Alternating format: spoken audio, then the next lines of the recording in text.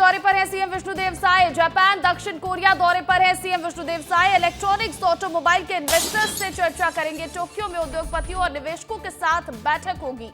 25 और 26 अगस्त को ओसाका में वर्ल्ड एक्सपो में शामिल होंगे सीएम। तो 27 से लेकर 29 अगस्त तक सियोल में निवेशकों से चर्चा करेंगे। कोरिया की कंपनियों और व्यापार संघों से मुलाकात करेंगे। इन्वेस्टमेंट के लिए छत्तीसगढ़ आने का उन्हें न्योता भी देंगे और बतौर सीएम ये उनका पहला विदेश दौरा है। तो देखिए, सीएम विष्णुदेव साय 10 दिनों के विदेश दौरे पर हैं। कल वो रवाना भी हो चुके हैं। जापान और दक्षिण कोरिया के दौरे पर रहने वाले हैं सीएम। और 10 दिनों का ये दौरा बेहद खास, क्योंकि इलेक्ट्रॉनिक्स और ऑटोमोबाइल के इन्वेस्टर से चर्चा करेंगे। छत्तीसगढ़ में निवेश लाने के लिए उद्योगपतियों से चर्चा करेंगे। जितने भी विदेशी इन्वेस्टर्स हैं, खासकर इलेक्ट्रॉनिक्स और ऑटोमोबाइल के सेक्टर में छत्तीसगढ़ में किस तरह से निवेश बढ़े, इसको लेकर चर्चा करने के लिए सीएम वहां पहुंचे हैं। टोक्यो में उद्योगपतियों और निवेशकों के साथ बैठकें भी सीएम की होने वाली है। और बड़ी बात यह है कि 25 और 26 अगस्त को ओसाका में वर्ल्ड एक्सपो में भी सीएम शामिल होंगे। तो 27 से 29 अगस्त तक सियोल में निवेशकों से चर्चा करने वाले हैं। जापान और साउथ कोरिया का प्रवास है और जापान में ओसाका में वर्ल्ड एक्सपो का आयोजन हुआ है, जिसमें शामिल होने के लिए जा रहे हैं। और जापान और साउथ कोरिया में इलेक्ट्रॉनिक्स, ऑटोमोबाइल्स और फूड प्रोसेसिंग, ये तीनों क्षेत्र में अच्छा काम है। और हमारे छत्तीसगढ़ में भी इस क्षेत्र में अपार संभावनाएं हैं। और खबर पर अधिक अपडेट के साथ अभिषेक तिवारी हमारे साथ लाइव जुड़ गए हैं। अभिषेक, देखिए, सीएम का विदेश दौरा बेहद अहम माना जा रहा है, तो ऐसे में क्या छत्तीसगढ़ में अब निवेश की बौछार होने वाली है? बिल्कुल, देखिए ऋतु, निवेश की बौछार देखने जरूर मिल सकती है, क्योंकि जो नई उद्योग नीति सीएम ने लाई है, साय सरकार की जो नई उद्योग नीति है, उसके चलते अभी बात करें सिर्फ देश से ही तो 6.5 लाख करोड़ से अधिक का जो निवेश है वो अभी तक छत्तीसगढ़ में आ चुका है। अब ऐसे में भारत सरकार द्वारा जो सीएम है उनको विदेश भेजा गया है वहाँ से निवेश लाने के लिए। तो वहाँ भी अभी जो है एक एक्सपो भी चल रहा है। मैं आपको बता दूं कि जो उनका रूटीन आया है उसके हिसाब से पहले वो जो है टोक्यो जाएंगे। 22 से 24 अगस्त तक टोक्यो में उद्योगपतियों से मीटिंग करेंगे, जहाँ पूरे देश भर, विदेश, हर जगह से वहाँ जो उद्योगपति आए रहेंगे। क्यों आए रहेंगे? क्योंकि जो एक्सपो लगने वाला है ओसाका में, वहाँ 160 देशों से जो उद्योगपति है वो शामिल होंगे। वहाँ अलग अलग चीज़ों, अलग अलग जगहों के उद्योगपति आएंगे और अलग अलग चीज़ों पे वहाँ पे चर्चाएं होंगी।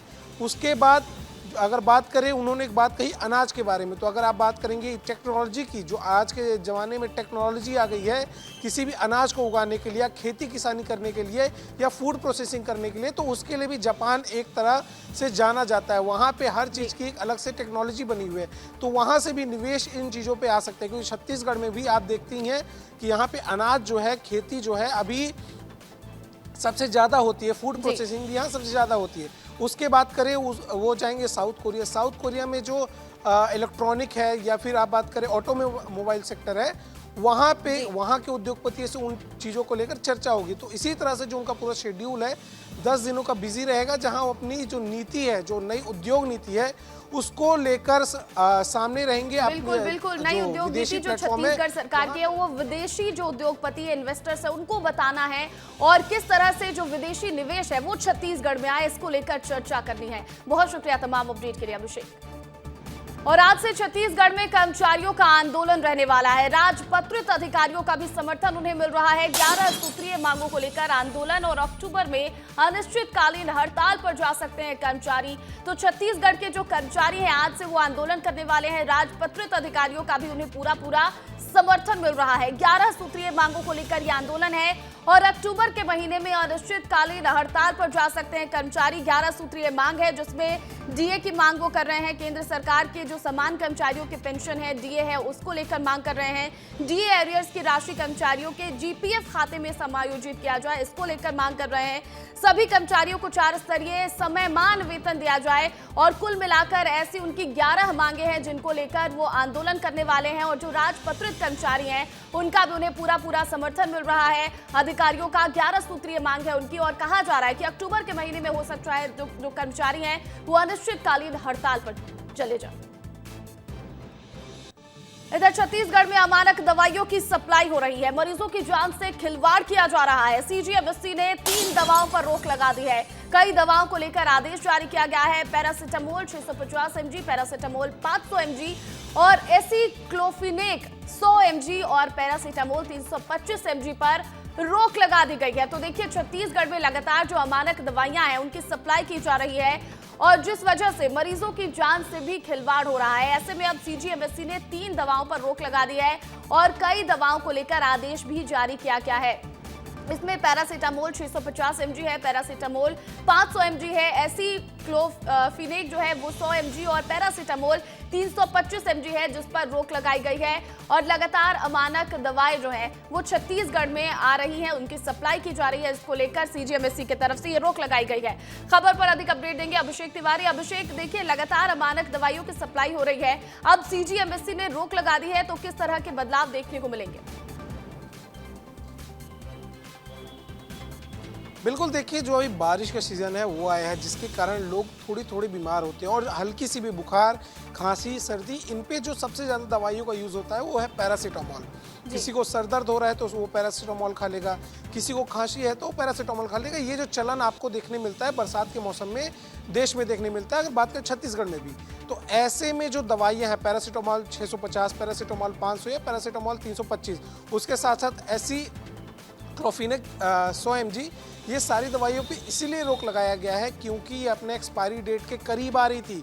साथ ही साथ इन कुछ दवाइयों में जो है खाने के बाद लोगों में बीमारी देखने को मिली। इस कारण से इन दवाइयों पे अभी रोक लगा दी है गई है और जितनी भी दवाइयाँ किसी हॉस्पिटल या क्लिनिक में बची हैं उनको वापस रायपुर के वेयर हाउस में बुला लिया गया है। कारण यही है कि बरसात के सीजन में ये दवाइयों का चलन बढ़ जाता है और उस टाइम पे कुछ दवाइयाँ जो एक्सपायरी हो गई हैं या कुछ खराब हो गई हैं, ऐसी दवाइयों को भी बेच दिया जाता है, जिसके कारण लोगों की तबीयत लगातार खराब होने लगती है। बिल्कुल, और कई बार लोग डॉक्टर से भी कंसल्ट नहीं करते हैं और पैरासिटामोल ले लेते हैं, जिसकी वजह से बाद में रिएक्शंस भी देखने को मिलते हैं। इसी को लेकर सीजीएमएससी ने ये बड़ा फैसला लिया है। बहुत शुक्रिया तमाम अपडेट के लिए अभिषेक। और देखिए, आजाद भारत में जब पूरा देश गर्व से आजादी का अमृत महोत्सव मना रहा था, ठीक उसी वक्त छत्तीसगढ़ के कांकेर में एक युवक को देशभक्ति की कीमत अपनी जान देकर चुकानी पड़ी। नक्सल प्रभावित इलाके में तिरंगा फहराना एक युवक को इतना भारी पड़ गया कि नक्सलियों ने उसकी बेरहमी से हत्या कर दी। आप ये रिपोर्ट देखिए। आजाद भारत में छत्तीसगढ़ की कांकेर की जमीन पर देशभक्ति की सजा मौत की कुर्बानी देकर चुकानी पड़ रही है। नक्सली अपनी नापाक हरकतों से बाज नहीं आ रहे हैं। कायर नक्सलियों ने आजादी का जश्न मनाने वाले युवक की बड़ी ही बेरहमी के साथ नृशंस हत्या कर दी। 15 अगस्त को 38 साल के मनीष नरेटी को नक्सलियों ने मौत के घाट उतार दिया। 2 दिन पहले ही नक्सलियों की इस नापाक हरकत का खुलासा हुआ। नक्सलियों ने मनीष की धारदार हथियार से सुनसान इलाके में हत्या कर दी। मनीष नुरेटी की हत्या की गई है। इस संबंध में एक बैनर टंगा गया है 17 तारीख को और अभी उनको मारने का कारण वो मुखबिर है करके उस बैनर में लिखा हुआ है और पुलिस से संपर्क में होना लिखा हुआ है। वो एक स्कूल में झंडा फहराने की वीडियो सामने आई है। ये वीडियो के कारण उनकी हत्या हुई है या नहीं, इसकी जांच होना बाकी है। वीडियो में दिख रहा है कि युवक नरेटी ग्रामीणों के साथ पूजा अर्चना करने के बाद ध्वजारोहण करने पहुंचा। साथ में 15 से 20 नन्हे बच्चे भी थे जो आजादी का पर्व बड़े ही हर्षोल्लास के साथ मना रहे थे। युवक नक्सली स्मारक पर तिरंगा फहराने लगा और भारत माता की जय के नारे लगाते नजर आया। नरेटी का देश प्रेम और आजादी का यही जश्न नक्सलियों को रास नहीं आया और नक्सलियों ने उसकी हत्या कर दी। बस्तर में इस समय माओवादी बैकफुट में हैं। उस दौरान अपने कैडर के मनोबल को बढ़ाने के लिए नक्सली एक असफल प्रयास कर रहे हैं और निर्दोष ग्रामीण, महिला, बच्चे, बुजुर्ग को टारगेट कर उनकी निर्मम हत्या कर रहे हैं। हमेशा माओवादी द्वारा एक साजिश के तहत क्षेत्र में अपनी उपस्थिति को दर्ज कराने के लिए जो निर्दोष ग्रामीण, महिला, बच्चे, बुजुर्ग, उनका टारगेट करना, इस प्रकार सॉफ्ट टारगेट के ऊपर हमला करके अपना एक वर्चस्व बना रखने के लिए उनके एक साजिश रहते हैं। ये वही बिना गुंडा एरिया है जहां गृह मंत्री अमित शाह ने नक्सलियों के खिलाफ नक्सल ऑपरेशन शुरू किया था और मार्च 2026 से पहले छत्तीसगढ़ सहित देश को नक्सल मुक्त करने का संकल्प लिया था।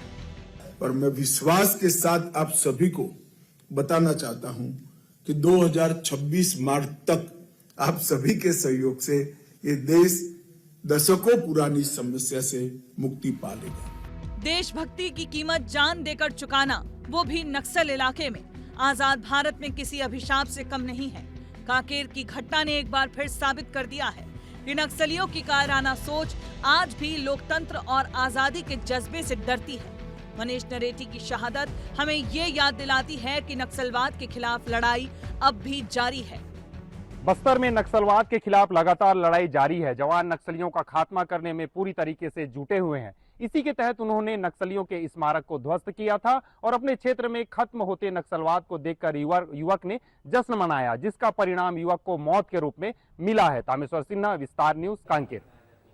इधर तोमर बंधुओं की मुश्किलें अब बढ़ने वाली हैं। जल्द हो सकती है संपत्ति कुर्क की कार्रवाई। प्रशासन के पास संपत्ति कुर्क के लिए पेपर तैयार है। कोर्ट से राहत न मिलने के बाद तोमर बंधुओं को दूसरा झटका लगा है। रायपुर कलेक्टर डॉक्टर गौरव सिंह ने इसे लेकर जानकारी भी दी है। तो देखिए, सुदकोट तोमर बंधुओं की मुश्किलें लगातार बढ़ती जा रही हैं और अब एक बार फिर से बड़ी कार्रवाई तोमर बंधुओं पर हो सकती है। जल्द ही इनकी संपत्ति कुर्क की जा सकती है और प्रशासन ने संपत्ति कुर्क करने के लिए पूरे पेपर तैयार कर लिए हैं। कोर्ट से राहत भी तोमर बंधुओं को नहीं मिली है और एक और बड़ा झटका तोमर बंधुओं को यह लग रहा है कि रायपुर कलेक्टर डॉक्टर गौरव सिंह ने कहा है कि अब जल्द ही उनकी संपत्ति कुर्क कर ली जाएगी। तो तोमर बंधुओं पर लगातार कार्रवाई की जा रही है, सर्चिंग की जा रही है। आखिर तोमर बंधु कहां फरार है, इसको लेकर टीमें भी गठित की गई हैं। उन्हें अलग अलग राज्यों में तलाशा जा रहा है, लेकिन इसी बीच रायपुर में भी बड़ी कार्रवाई उनके ऊपर लगातार हो रही है।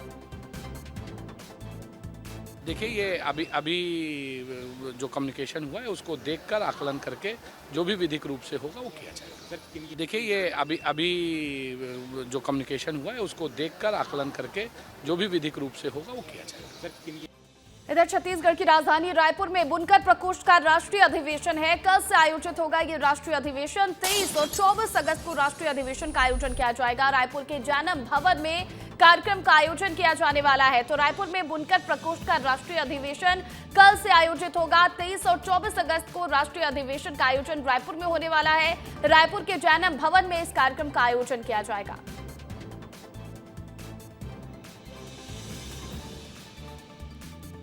इधर छत्तीसगढ़ में मरीज बहुत परेशान हैं क्योंकि प्रदेश भर में स्वास्थ्य केंद्रों में ताला लटका हुआ है। एक तरफ अपनी मांगों को लेकर स्वास्थ्य कर्मी प्रदर्शन कर रहे हैं, तो दूसरी तरफ मरीज अपना इलाज नहीं करा पा रहे हैं। तो देखिए, 18 अगस्त से राजधानी रायपुर में राष्ट्रीय स्वास्थ्य मिशन के कर्मचारी धरने पर बैठे हैं। तो साथ ही नियमितीकरण और ग्रेड पे निर्धारण समेत 10 सूत्रीय मांगों को लेकर ये हड़ताल पर हैं। इस हड़ताल में प्रदेश भर से हजारों स्वास्थ्य कर्मी शामिल हुए हैं और ये अपनी अपनी मांगों को लेकर क्या कुछ कह रहे हैं, इससे जुड़ी जो रिपोर्ट है हमारे सहयोगी रोहित मिश्रा की, वो आप देख लीजिए।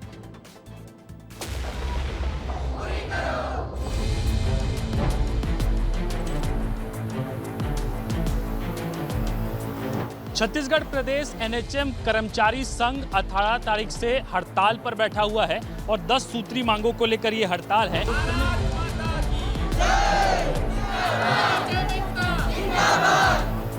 तमाम जो कर्मचारी हैं वो यहाँ तूता धरना स्थल पे मौजूद हैं और मेहंदी भी लगाए हैं और मेहंदी के माध्यम से भी कहीं ना कहीं ये बता रहे हैं, ये मांग कर रहे हैं कि एनएचएम कर्मचारियों का नियमितीकरण किया जाए, उनका स्थायीकरण किया जाए, उनको पब्लिक हेल्थ कैडर के अंतर्गत रखा जाए और उन्हें पे ग्रेड, पे स्केल की जो सुविधाएं होती हैं वो मिले।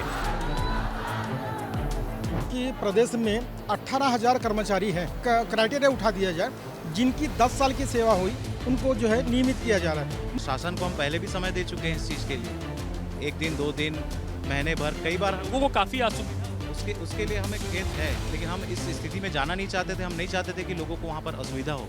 अभी तीज का त्योहार आने वाला है तो हम सब खुशी से लगाते हैं, लेकिन ये हम खुशी से नहीं लगाए हैं सर, मजबूरी से लगाए हैं।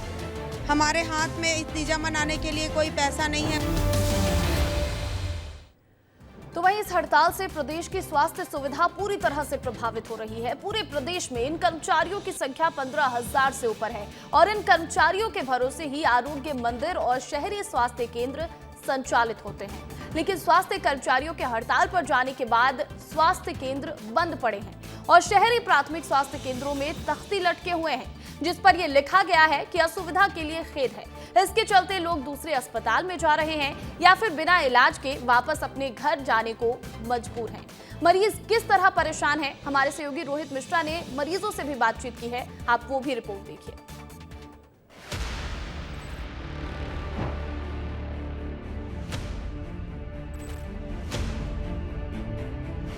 देखिए, बहुत सारे लोग इलाज करवाने के लिए इन प्राथमिक स्वास्थ्य केंद्रों पे तो पहुंच रहे हैं, लेकिन बंद होने के कारण कहीं ना कहीं इनको दिक्कतों का सामना करना पड़ रहा है। ओपीडी जो है वो बंद है, गेट पे ताला लटका हुआ आपको दिखाई देगा। 18 अगस्त 2025 से संविदा अधिकारी एवं कर्मचारी अनिश्चितकालीन हड़ताल पर रहेंगे। असुविधा के लिए खेद है। जैसे बंद आ रहा है, देख रहे हैं सब दिन बंद करके भाग जाता है, चले जाता है।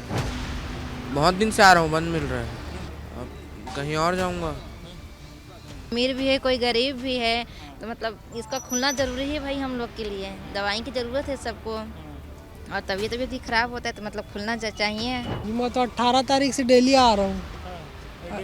डेली बंद मिलता है तो फिर दूसरे जगह जाते हैं। पंडरी के जिला जाना पड़ता है, बहुत दूर पड़ता है। इधर रायपुर में 29 अगस्त को राष्ट्रीय खेल दिवस पर कार्यक्रम का आयोजन किया जाएगा। खेलो भारत मिशन के तहत कई कार्यक्रम आयोजित किए जाएंगे। संडे ऑन साइकिल गतिविधि शामिल है। इसमें one corporate one sports model भी लागू किया जाएगा। मॉनिटरिंग के लिए फिट इंडिया पोर्टल की व्यवस्था रहने वाली है। तो देखिए, छत्तीसगढ़ की राजधानी रायपुर में 29 अगस्त को राष्ट्रीय खेल दिवस पर कार्यक्रम का आयोजन किया जाएगा। 29 अगस्त को राष्ट्रीय खेल दिवस है और इस मौके पर रायपुर में भी कई कार्यक्रम आयोजित किए जाएंगे। खेलो भारत मिशन के तहत इन कार्यक्रमों का आयोजन होना है। संडे ऑन साइकिल गतिविधि इसमें शामिल है। One corporate one sports model भी लागू किया जाएगा। तो वहीं मॉनिटरिंग के लिए फिट इंडिया पोर्टल की व्यवस्था रहेगी। खबर अंबिकापुर से है, जहां पर सरकारी मेडिकल कॉलेज में अस्पताल में मरीजों की जिंदगी से खिलवाड़ किया जा रहा है। इसकी एक तस्वीर आपको दिखाते हैं। ऑक्सीजन लगाए महिला मरीज को बिना एम्बुलेंस के एक वार्ड से दूसरे वार्ड ले जाया जा रहा है और तस्वीरों में आप साफ देख सकते हैं कि किस तरह से मरीज के आगे महिला कर्मचारी ऑक्सीजन सिलेंडर लेकर आगे आगे चल रही है, तो परिवार के दूसरे सदस्य स्ट्रेचर को धकेल रहे हैं। ये पहली बार नहीं है, इससे पहले भी कई ऐसी तस्वीरें सामने आई, लेकिन मैनेजमेंट इससे हालात को सुधारने की कोई कोशिश ही नहीं कर रहा।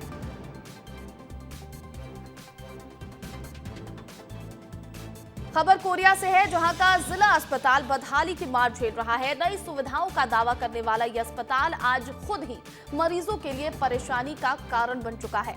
हालत यह है कि यहां भर्ती होने वाले मरीजों को बेड तक नसीब नहीं हो रही है। ये मामला बैकुंठपुर जिला अस्पताल का है, जहां भर्ती होने वाले मरीजों को बेड तक नसीब नहीं हो रहा। मजबूरी में एक एक बेड पर 2-2 और 3-3 मरीजों का इलाज किया जा रहा है। छोटे छोटे मासूम बच्चों को फर्श पर लिटाया गया है और वहां पर उनका इलाज किया जा रहा है। स्थिति यह है कि अस्पताल में पर्याप्त बेड ही नहीं है और सबसे चौंकाने वाली बात यह है कि अस्पताल प्रबंधन ने हाल ही में बड़े तामझाम और प्रचार के बीच आईसीयू वार्ड का उद्घाटन भी किया, लेकिन ये सुविधा केवल औपचारिकता तक ही सिमट कर रह गई। अपनी लड़की को एडमिट किया हॉस्पिटल में, बेड नहीं मिल रहा, नीचे सुलाए उसको कुछ किया जाए। डॉक्टर ने बोला बेड नहीं है यहाँ, नीचे सुलाए हैं बच्चे को। इतना गर्मी है, ठंडी भी है यहाँ, क्या किया जाए? जल्द से जल्द इसको थोड़ा कुछ किया जाए। मेरे को वार्ड यहाँ हॉस्पिटल में मेरे को बेड नहीं मिला है। मैं 2 दिन से वहाँ पे ऐसे ही खड़े होके बॉटल लगवाया हूँ। हॉस्पिटल का कोई मतलब देखभाल नहीं कर रहे हैं और बेड के चक्कर में हम लोग परेशान हो रहे हैं। 20 दिन पहले ही नए आईसीयू का शुभारंभ किया गया है, लेकिन वो शायद सिर्फ फिरता काटने तक ही सीमित था। आप देखिए, अगर मेरे पीछे जो मरीज हैं, देखिए आईसीयू के मरीज हैं, लेकिन इनको लेटाया कहाँ गया है? इनको गैलरी में लेटाया गया है।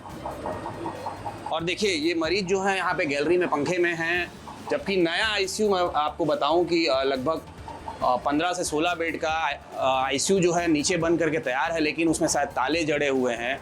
हम मरीज के परिजन हमारे साथ हैं, इनसे थोड़ा सा बात करते हैं। आईसीयू जो नया बन के रखा है, आप लोगों के जो परिजन है वो यहाँ पे भर्ती हैं, क्या कहेंगे? जी, मैं इमरजेंसी देख करके डॉक्टर से मिला जी। बोला हमारा पेशेंट को आईसीयू चाहिए, तो बोले कि आईसीयू फुल है। तो मैं इसी सवाल को पूछा कि भाई नया आईसीयू बना है, उसमें रख सकते हैं? तो स्टाफ बोले कि यहाँ पे स्टाफ की कमी है, ना तो नर्स है ना तो वहाँ का कोई डॉक्टर है। तो देखिए जो नया आईसीयू है वो बन के रेडी है, उसका शुभारंभ भी हो चुका है, लेकिन जो परिजन है उनको जो डॉक्टरों ने बताया कि वहाँ पे स्टाफ नहीं है और जो डॉक्टर्स नहीं है, जिस वजह से इनको यहाँ पे इनका इलाज किया जा रहा है। कोरिया से विस्तार न्यूज़ के लिए ऋतिक शिवेरी की रिपोर्ट।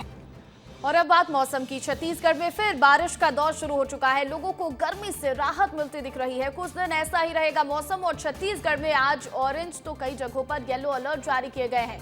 तो छत्तीसगढ़ में एक बार फिर से मौसम पूरी तरह से बदल चुका है और एक बार फिर से बारिश का दौर शुरू हो चुका है। लोगों को गर्मी से राहत मिल रही है बारिश के बाद और कुछ दिनों तक ऐसा ही मौसम रहने वाला है। छत्तीसगढ़ में आज कई जगहों पर ऑरेंज तो कई जगहों पर येलो अलर्ट जारी किया गया है।